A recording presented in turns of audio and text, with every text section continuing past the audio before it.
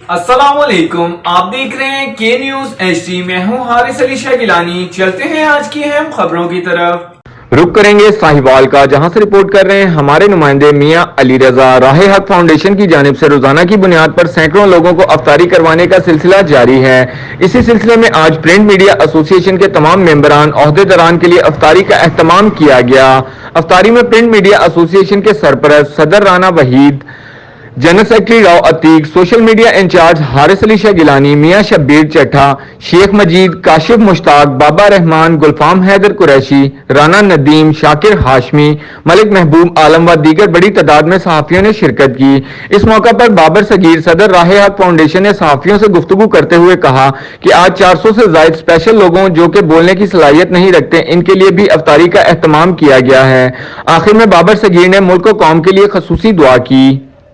مزید خبروں اور اپڈیٹس کے لیے ہمارے ساتھ رہیے گا، تب تک کے لیے اپنا خیال رکھیے گا۔ اللہ حافظ۔